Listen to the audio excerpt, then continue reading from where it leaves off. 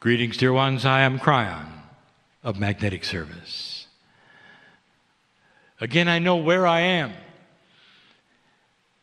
and honor that which is here. The name of the place is the Temple of Wisdom. And so what we wish to do in this small amount of time is to bring you the kinds of wisdom that you've been asking for. And every single old soul in this new energy is starting to ask about. And this subject title, and humans like to title everything, would be body communication. And even before we begin, I will tell you that this is specifically about body communication of you to your cellular structure and not the other way around. That's for another channel. There's two kinds of communication. It's not one way. But we are going to speak of you and your body right now. Before we even begin, it's necessary, dear human being, to review the blocks that get in the way of you understanding what is to come. You only have one reality.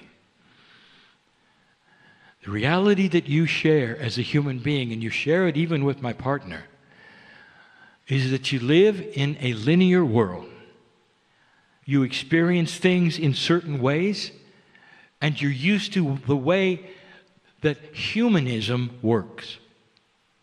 Human psychology, all of the things that you do, the motions, your actions, the reasons behind things, accomplishments, punishments, all of those things go into your perception of the way things work.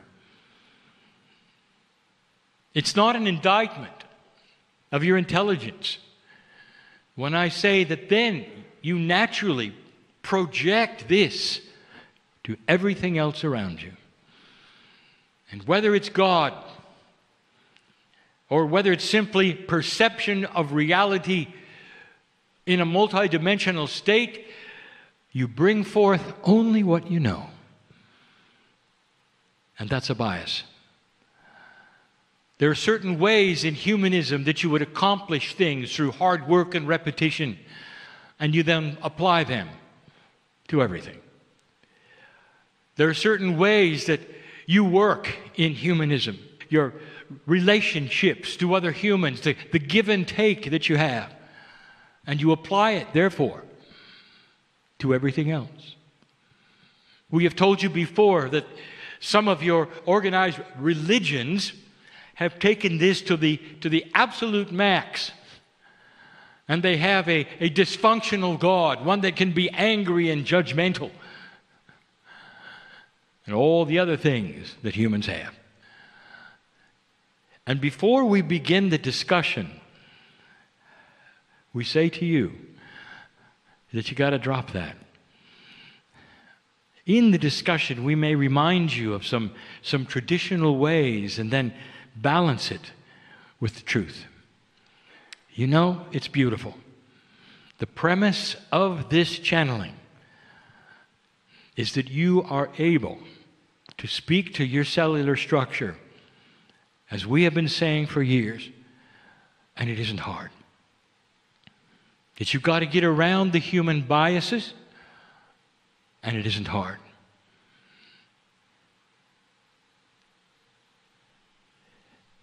Let's start the discussion, and we have to,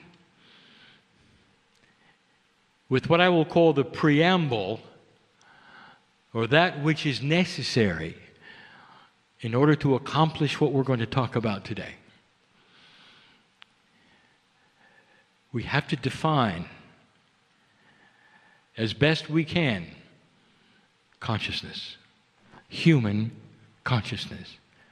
Now, this would not be the definition that you would read in your academia. These are the things that we see. Human consciousness is divided into several parts. We're going to talk about just two. The first one, it is that soup of reaction or behavior which is driven by two parts of the human body. And the first one is the synaptic brain, that is to say, the storehouse of experience. And the second is the multidimensional part that you believe is responsible for creativity, intuition, and God. It is a mixture of those two through free choice of the human being. It's the balance of those two which create a human being that indeed appears to others to be in control of their own life and satisfied with themselves. When this is out of balance, either way, you get dysfunction. When the human being has a consciousness that is only in the synaptic brain, there is no credibility of God in them. There is no ability for them to have truly creative thought. And they are so pleased to go only with what they know. And it serves them well. It is dysfunctional to us because there's the God part that is always there.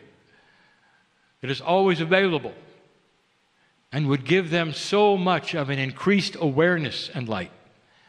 But in free choice, that is what they do. There's the other one, and you have seen it, dysfunctional New Agers. I will call them floaters. They are so wrapped up in that which is esoteric that they have no clue about life. And the synaptic brain doesn't have a chance.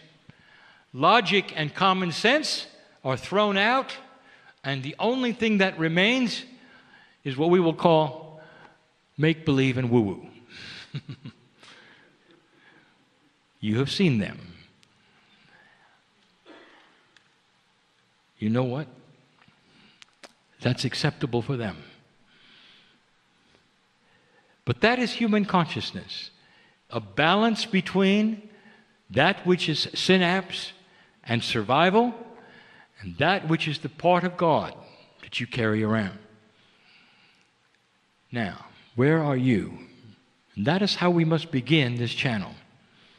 If you are listening today to this, whether you are a human in the chair or you are later a human in the chair, hearing this through transcription, reading it, the chances are you are aware of the divine part of you. Now, the divine part of you is the elusive part. It's the mysterious part. But it's the part that's real as the synaptic brain. And here's what I'm going to say. This is linked so strongly to your ability to talk to your body. If you are an intellectual and you are only trusting that which is synaptical in your brain, you should stop now and go no further, because you will not have any success with what I'm about to tell you. Isn't it interesting that these are linked so strongly? You have to be aware of the divine inside, because that is the pathway that is going to talk right to that which we have called innate. We have given you information years ago that there would come a day on this planet when the health of individuals might very well be measured in a far different way than it is today. That those with a higher consciousness would obviously be living longer, and there would be no medical measurement that would give the reasons why. We told you that consciousness may eventually drive the very attribute of human balance in a cellular way, at a chemical way. And that the other things that you now are centered on, which are, of course, diet, exercise, will take a back seat to consciousness. And if we told you that, what are you then going to bring as the conclusion? And that is that things are changing for the human being. The very attributes that keep you alive are going to start changing for the human being. Greater awareness, by the way, of the three-dimensional attributes of what your body needs is going to bring you greater health. But that alone is not going to help you talk to your cellular structure. So if you've come this far, and if you are on board, as they say, and you can say honestly, I believe that there's a divine part of me, then we can continue. And the rest of this information will be given with the premise that you have that. Those who are spiritually minded have come to that point many times. Those who are spiritually minded know about the cellular structure of their body because it has a spiritual complement and component, a benevolence, and they're ready to go. But what they do next is often interesting. Historically, the human bias kicks in, and even those who would call themselves enlightened and New Age will start what I will call a linear process of repetition and nonsense. Things that they have decided are needed to talk to their cellular structure. Why would you want to talk to your cellular structure? And it should be obvious. What is the paradigm that you grew up with?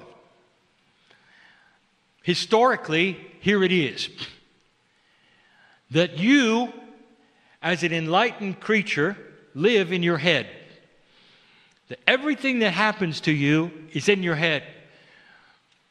The greatest poetry ever written, the greatest music ever composed, the greatest paintings started in the head. And that the rest of your body is the vehicle that supports your head. And your head, every once in a while, will look down at your body and say, I sure hope this thing works. And that is traditional. And then it's enhanced by everything you see around you with those catching diseases or things that happen. And then the fear starts. The fear will create the hypochondriac who is afraid of everything, who believes they're going to catch everything. And by the way, they usually do. That's the human body trying to agree with what it hears from the head, by the way. And that ought to give you a hint of what's coming. That's the traditional thought that you don't have any control.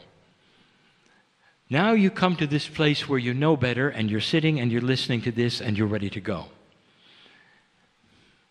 And in the past, the New Age has just been filled with processes that are supposed to then have you be able to talk to your cells. Now, not talking back from your cells, but you to your cells. And they are filled with the following thing. Repetition, over and over. Processes that a human being thinks would be attributes that the cells would like. You have to go to a certain place in a certain temperature, be in a certain energy, face a certain direction. You might have to do it several times. If you can do that, you'll get the body ready to listen. There'll be a small window of opportunity. You can give a message. That's the human bias. Dear ones, it's time to demystify this. This is not accurate. This is not the way of it. It makes an assumption that the body is stupid. It doesn't know anything about anything. It is completely and totally and separated and divorced from your consciousness, from anything you're doing, and it's clueless. I want to tell you the truth.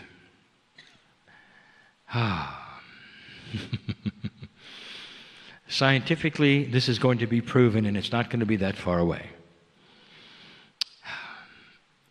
The cells of your body,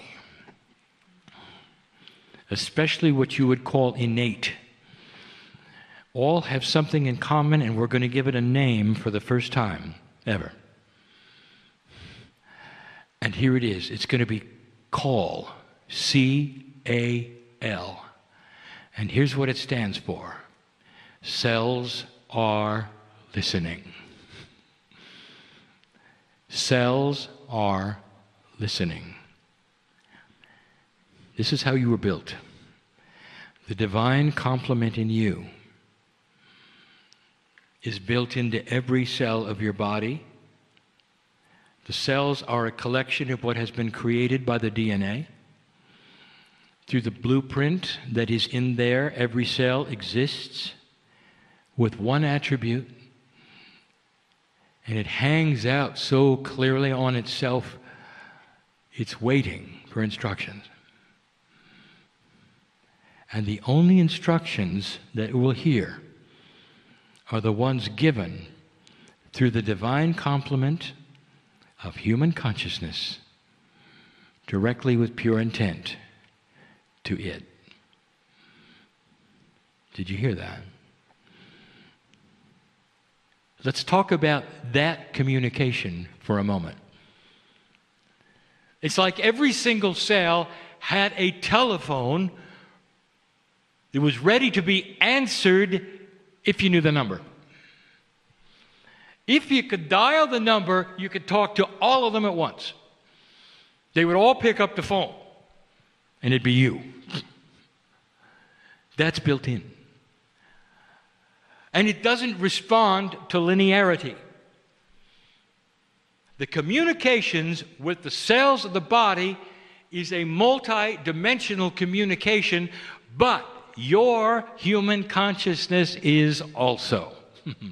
It's part of the DNA field. It's part of the Merkaba of your body. I'll tell you what an intuitive can do.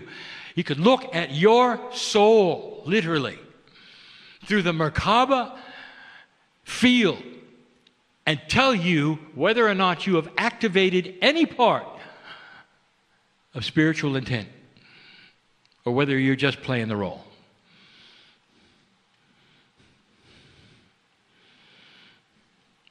What is pure intent? All right, let's talk about it in your way.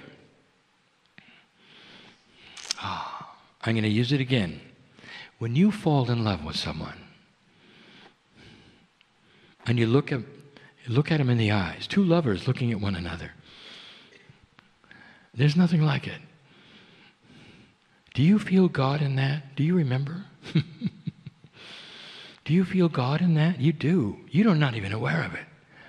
Do you realize that this is why being in love is so amazing? Because God's there. Do you realize that this is not synaptic? You do understand that, do you not? In fact, the brain is really frustrated that you're in love. It's saying, you ought to eat better. And you say, yeah, but I'm in love. Well, you ought to have better reasoning. Well, I don't because I'm in love. Why are you putting your shoes in the freezer? Because I'm in love. I forgot. That's what it is. Now, when you look at somebody and you say, I love you, that's pure intent when you're in love. And you do. And you pour out your heart to the other and the other to you. And you're entangled as one. There's nothing like it. Now I want you to turn that around, inward. There is a divine part of you that is in love with you, waiting for you to say, I love you. And it'll know if you mean it. if you're not in love with a person,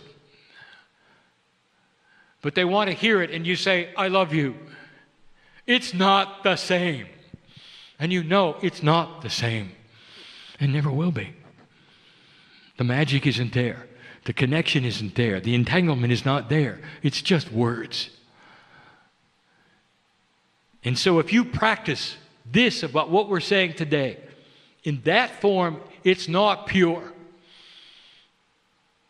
And you don't have the right phone number for the cells of your body. But when you fall in love with yourself, honoring the body to such a degree that you realize it's part of God's creation of you. Without it, there would be no enlightenment. Without consciousness, nothing. It has to operate well, and it wants to. It wants to. And here is the opportunity. Years ago, you saw the gurus of India. They could control the things that are supposed to be automatic in the body, and they had control. They could slow their heartbeats down. They could make respiration extremely slow. They could take control of certain kinds of things within their body that nobody thought they could. They were talking to a part of their body that was listening and adjusting. They knew how to do it. And so do you. So knowing this, what is next? Well, we've just given you two premises. Number one, in touch with the divine part of you creates a pathway for you then to call your cells. C-A-L. Cells are listening. They are born with you listening to what you want. They are waiting for human consciousness to give them instructions. We'll do that in a minute. Now, how do you do it? Now that you know they're waiting, how is it possible? What would you say? There are still those who think they understand the process, that are awakened, they're light workers, there may even be New Age, and they got it covered. They got a process for it. And here's what you do. You have to talk out loud to yourselves, and you got to tell them exactly what you want. And here's how many times you got to do it, and you should do it every day. Does that sound right to you? To some it does. And if it does, I want you to recognize what you're doing. You are applying a linear human attribute to a multidimensional, beautiful system that is beyond anything that you can imagine. That is what you are calling your innate.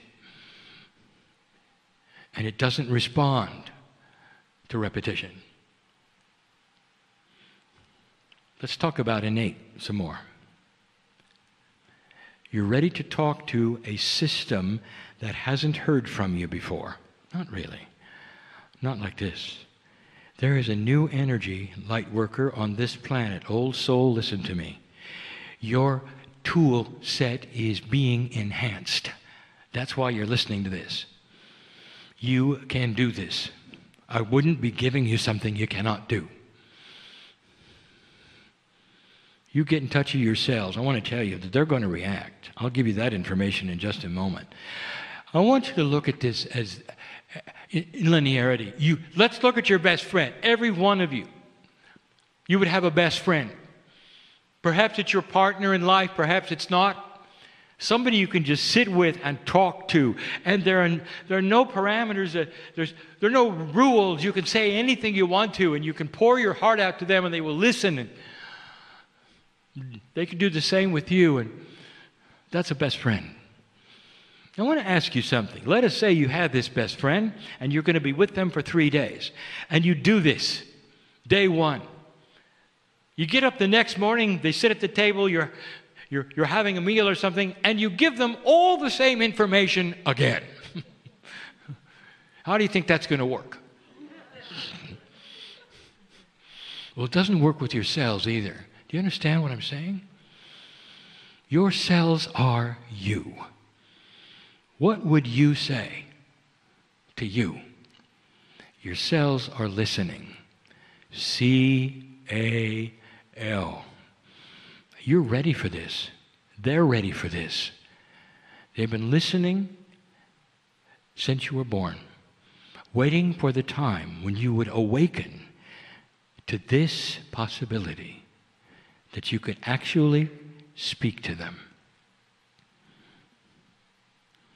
So let's do it. What would be something you would say? And how would you approach this? First of all, I want to tell you, they understand your language. They're part of you. You will talk to them any way you want to. Out loud, through thought, through writing, it doesn't matter. Because you have their number. And the key is love. You have got to love your cellular structure enough that you can say, I love you. And it knows you do. It can't be simpler, and yet it can't be harder.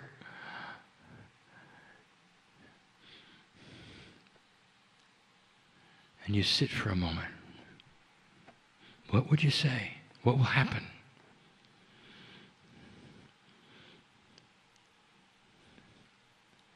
When the body starts to listen to you, there are some processes that it goes through.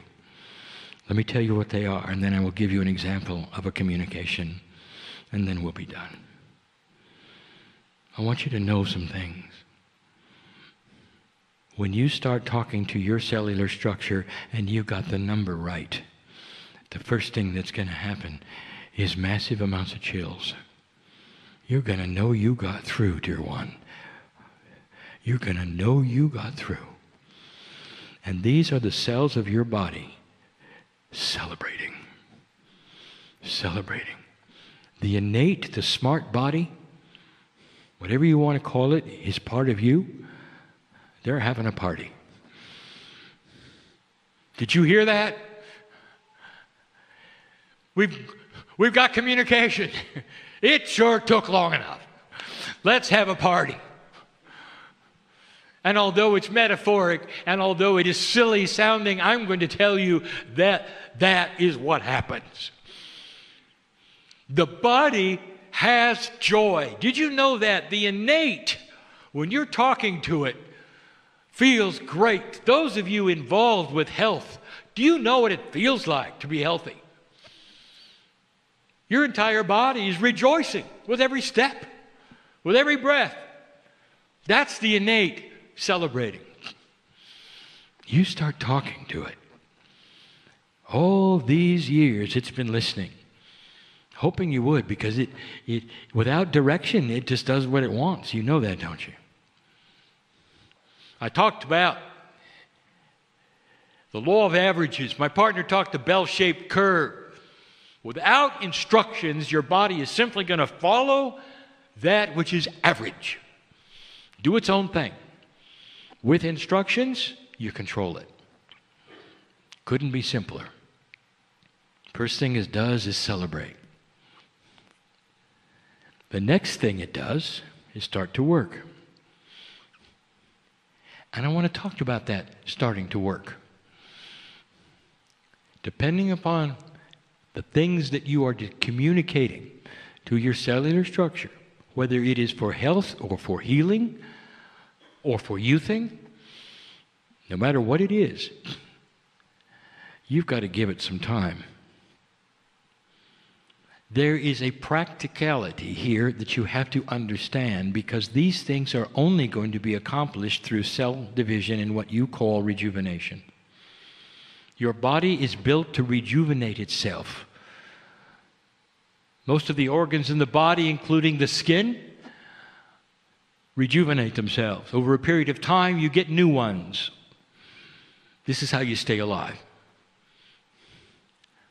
When you start talking to your cellular structure, those instructions are going to the data in DNA, and they're going to be picked up in the next rejuvenation cycle. And so you're not going to get results tomorrow. This is common sense. It becomes spiritual common sense to ally for the first time the idea that there is a time it takes in your linearity with your cellular structure even to accomplish healing. That not all things will be allied to spontaneous remission, which is another story. Doesn't that make sense? And so you will start to feel it over time. And the things that you are working on and asking for will start to show themselves over time. And it's the third thing that I want to tell you about that you're not ready for. When you start talking to your cells, the innate knows that your consciousness is benevolent. It knows you want to stay. And there are automatic systems that will go into place improving other parts of your body that you never asked to have improved. You're going to start a process of extended life. And healing will start to occur and balance in areas that your consciousness has no idea about, but that your innate knows all about. You have just awakened the bridge between human consciousness and cellular structure. It's easy, but you got to fall in love. Imagine for a moment you sit alone, and perhaps it's out loud, and you're going to make first contact. Doesn't matter how old you are, how young you are, and you're realizing you really are in love with the divine part of you. Perhaps you can even visualize the face of God, whatever that means to you. That you can see your eternalness in every cell of your body. And you realize there's a cellular structure that is waiting to hear from you. C-A-L. And so you begin, and you realize you've got their number. You can feel it. And even before you open your mouth, the chills start to begin because they picked up the telephone. And now they're really listening. And the first thing you might say, we know each other, and I love you. I'm sorry it took so long for me to figure it out. I want you to go into the processes that you know about that I don't. I want you to come together in a benevolence that would create health and a long-lasting human being.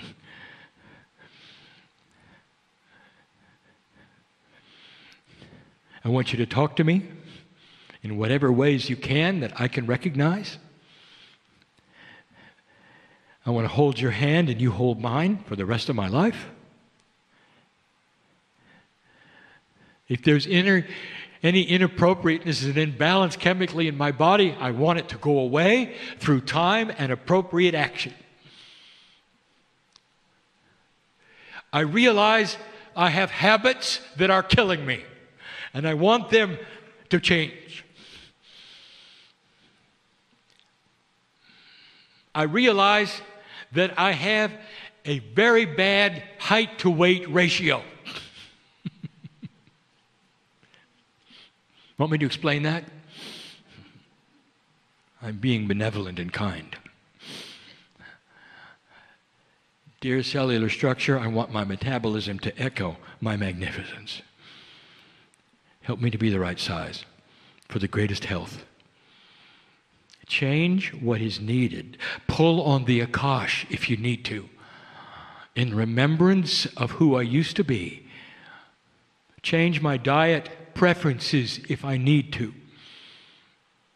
Let the body crave what it needs and not what I want it to need. Bring it to a place of balanced divinity. And I promise I will talk to you every day because I love you. And then don't hang up the phone. And then don't hang up the phone.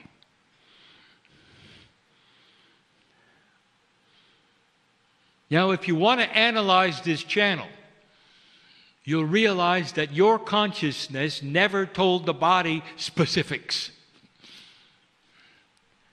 Because the innate knows what to do. It's just waiting for the call. You're asking for balance.